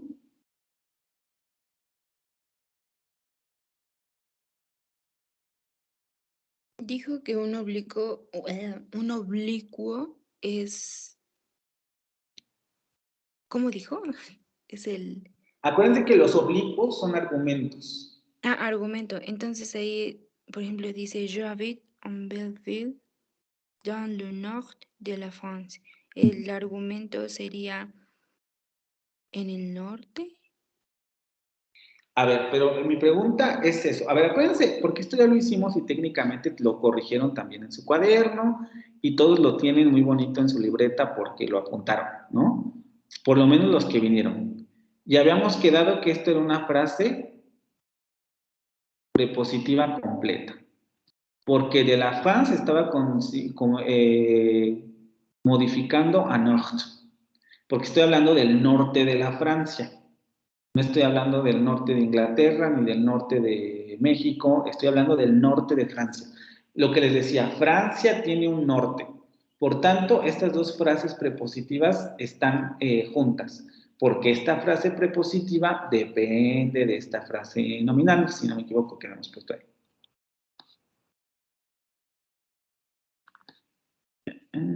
Esta frase nominal depende de la frase nominal de aquí, ¿no?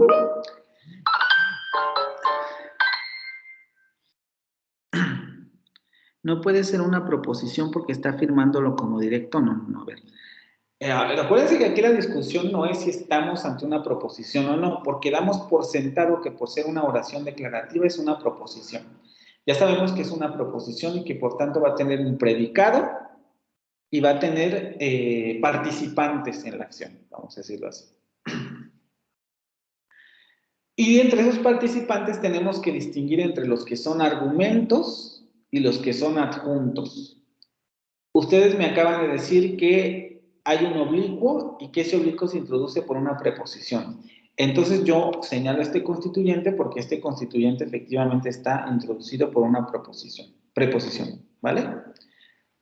Y mi pregunta es, ¿eso que está señalando como oblicuo es un oblicuo? Es decir, ¿es un argumento?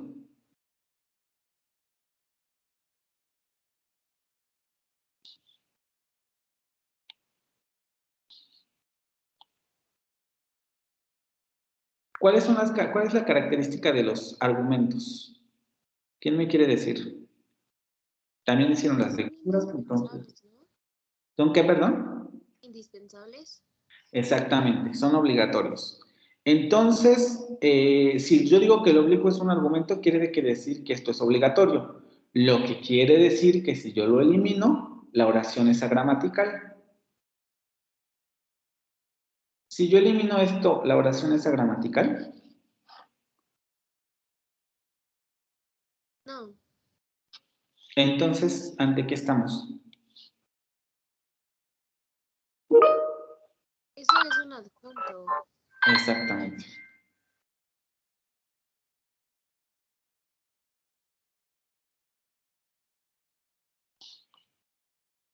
Es un adjunto que tiene el rol semántico ¿de qué?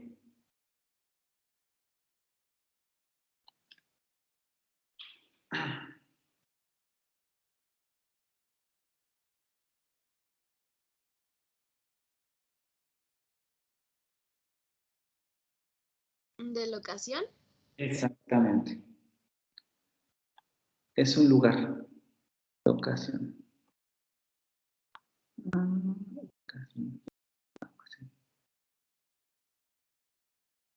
Entonces nos quedan los otros dos constituyentes. ¿Qué hacemos con ellos? A ver, vamos otra vez con Mirar y Jacob. ¿Qué hacemos con esos otros dos constituyentes?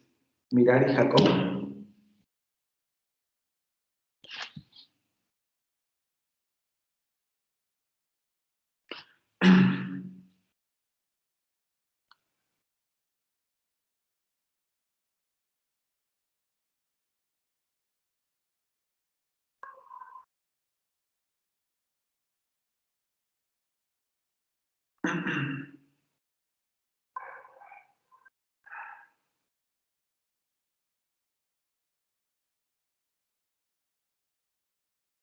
¿No?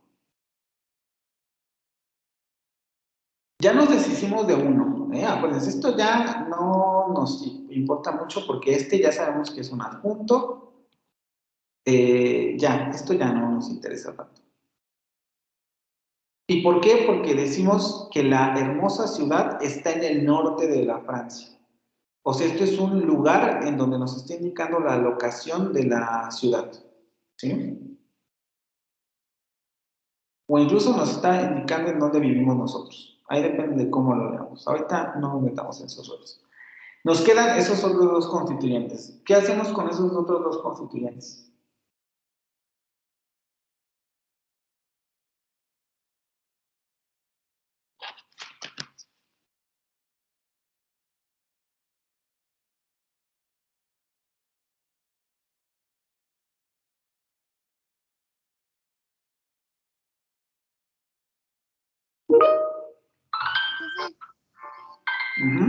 La pregunta sigue siendo para Mirar y Jacobo.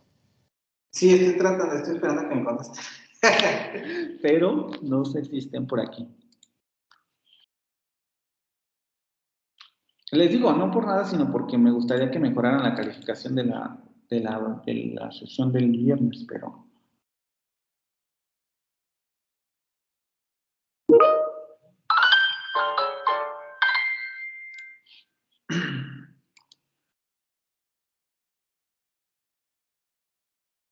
¿Listo que Alberto? No entendí lo de listo. ¿Listo qué cosa?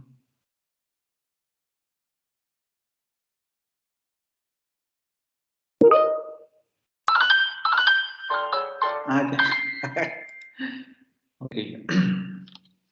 A ver, ¿quién le quiere ayudar a mirar? Yo, profe. Ajá.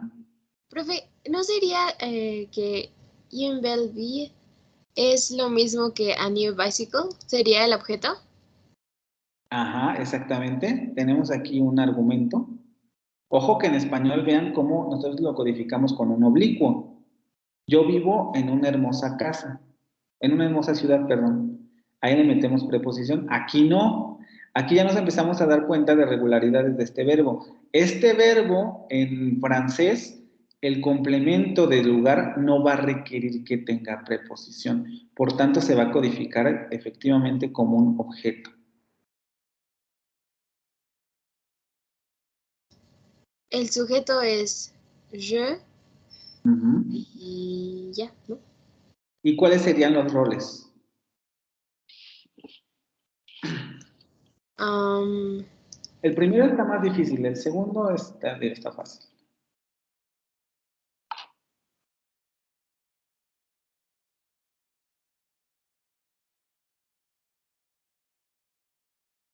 ¿Los roles de sujeto y objeto?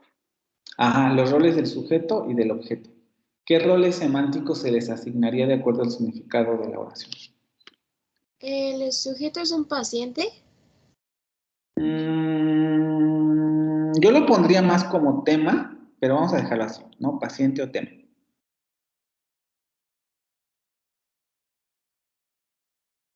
Paciente o tema. Para no meternos en más discusiones. Y me interesa a lo mejor ver otra. ¿Y el objeto? On Belleville. ¿También es una locación? Exacto. Y vean aquí lo interesante es que, por eso les decía, los roles semánticos no siempre se van a codificar de la misma manera, ni siquiera al interior de la lengua. Depende del verbo. Bueno, o depende del régimen que tenga el verbo, del tipo de complementos que exige el verbo. Vamos a tener una locación que se está codificando como un objeto, y vamos a tener una locación que se está codificando como un adjunto y además como una frase prepositiva. Y aquí estamos ante una frase nominal peladita, sin ninguna marca. Yo pensé que el je iba a ser el agente porque, o sea, es de yo, el causante, si se podría decir, y el paciente iba a ser on Belleville. No, porque acuérdense que tenemos que ir al significado del verbo. Cuando yo digo yo vivo, ¿hay alguna acción ahí? ¿Estoy realizando alguna acción? No. Solamente estoy diciendo que yo habito o estoy regularmente en un lugar. ¿Sí? Entonces me está poniendo como un experimentante, como lo decía, si no me equivoco, fue Elani la que dijo, en el sentido de que yo estoy, un paciente, yo estoy siendo afectado un poco por el vivir ahí porque no me puedo, digamos, mover, sino que yo vivo ahí y esa es mi condición. O puede ser un tema en el sentido de que yo estoy en ese lugar, esa es mi posición. ¿Sí? Por eso es lo que les decía en un principio, deben de tener mucho cuidado porque los sujetos no siempre son los que causan la acción. Aquí ni siquiera hay una acción. ¿Sí? O sea, vivir es un verbo de estado. Es como yo estoy en un lugar. Y vivir significa... Es como dice la lectura, ¿no? Que no siempre el... Ay,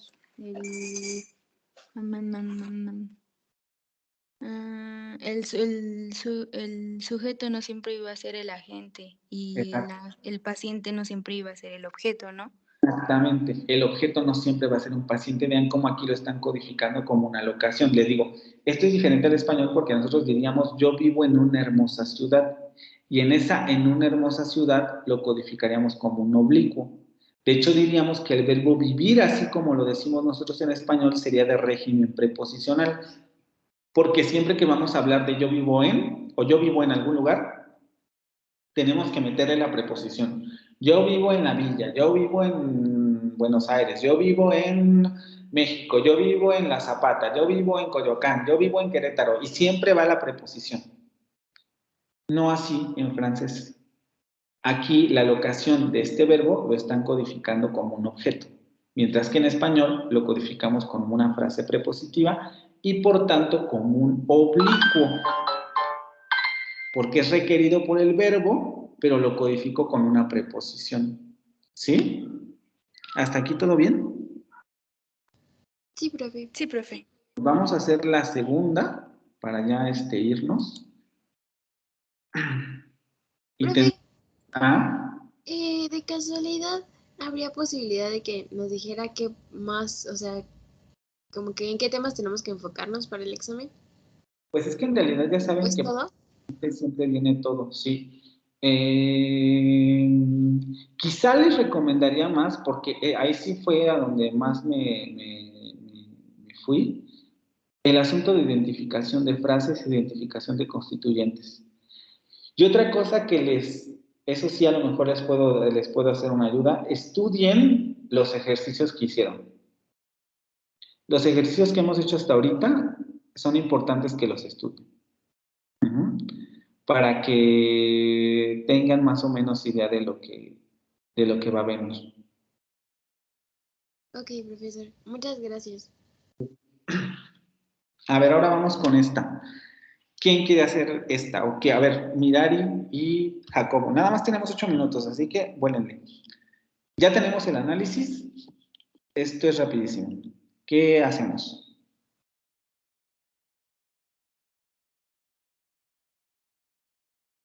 Tenemos una frase nominal, otra frase nominal, una frase prepositiva, que aquí habíamos dicho también que es una frase compleja porque las dos están coordinadas, ¿no? Entonces, en realidad, está muy facilito. ¿Qué decimos aquí? ¿Cuál sería el sujeto? Jacobo Mirari.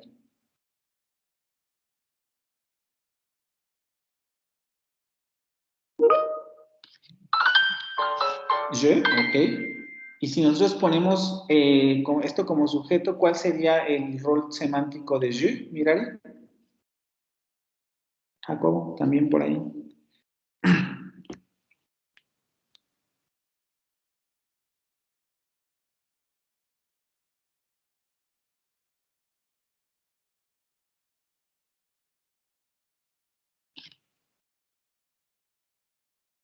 Ese también está un poquito difícil.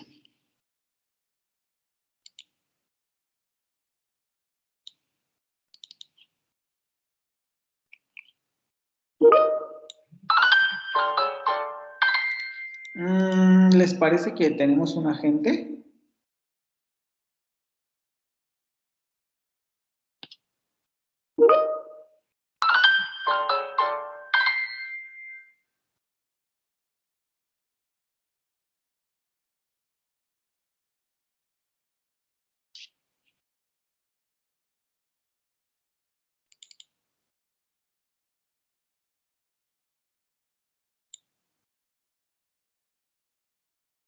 Dice, no, creo que no. Entonces, ¿qué sería? Esto está difícil porque tiene que ver cómo interpreten este verbo. ¿Este verbo significa qué cosa?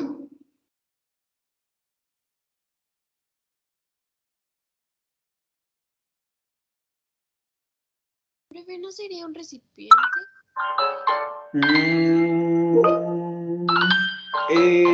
A ver, Mirari dice paciente. Se acerca un poco más al rol es que les digo que es el complejo, pero se acerca más al experimentante, porque el tener es una experiencia de posesión.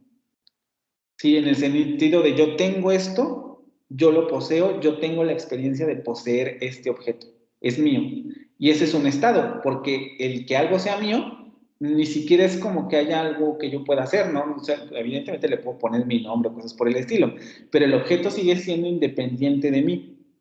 La posesión se experimenta como un estado. Este objeto me pertenece. Mientras yo esté aquí, por ejemplo, a lo mejor en mi casa, este objeto me pertenece. Yo estoy experimentando la sensación de tener este objeto. No sé si me estoy explicando.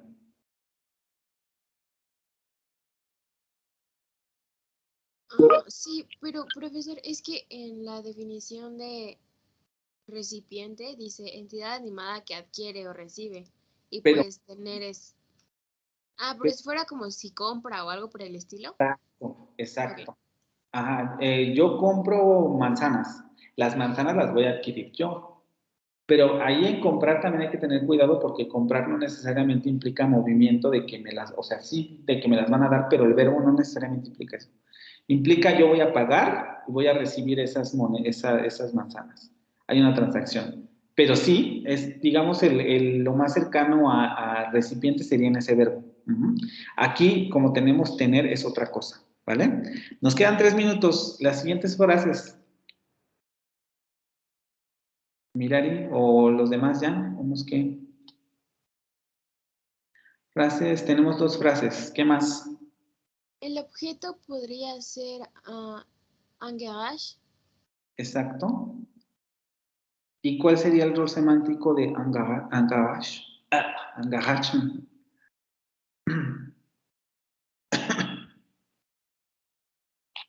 ¿Cuál decimos que es el rol semántico?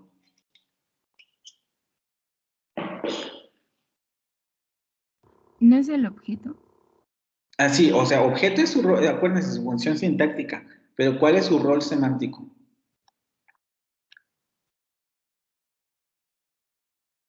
Profe, ¿puede ser que sea un instrumento? ¿Con eso estoy realizando la acción? ¿O es el estímulo de lo que se tiene? Podría ser, pero no necesariamente como un lugar. Me gusta esto de estímulo porque efectivamente tener genera un estímulo, vamos a ponerlo así, pero también podría ser tema, porque está señalando, no, tema no, no, sí, tema, porque paciente no puede ser.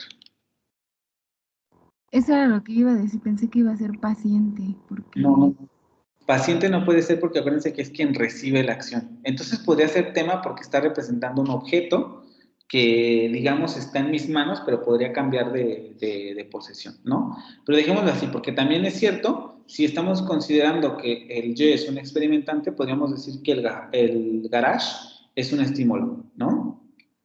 Y luego la frase prepositiva que nos queda. Es un adjunto. Es un adjunto, efectivamente, porque no lo necesito, mi verbo no lo necesita. ¿Y qué rol semántico tendría el adjunto?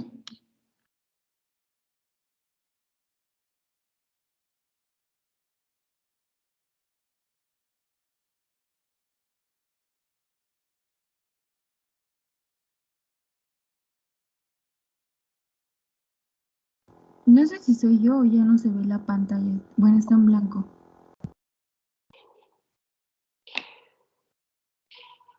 No, es que no sé qué dice aquí,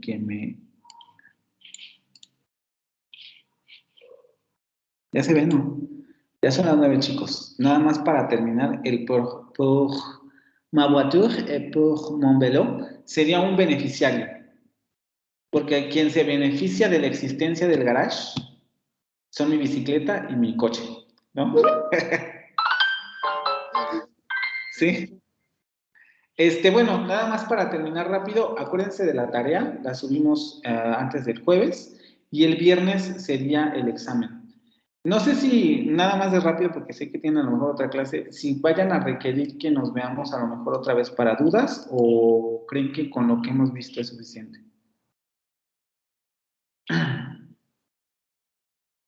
Profe, si pudiéramos reunirnos, ¿qué día podríamos? Yo creo que podría ser el jueves antes de la sesión y bueno, a mí por lo personal me convenía más por la noche, pero no sé ustedes cómo ven. Sí, yo también puedo por la noche el jueves. No sé si mis compañeros también pueden. Sí, profesor, yo no tengo un problema. ¿Sí? Nada más que sería como ahí de las 8. ¿A las 8 está bien? Sí, profesor, muchas gracias. Sí, Entonces, profe, gracias. nos vemos. Cuídense. Nos vemos. Gracias. Gracias igualmente. Bye.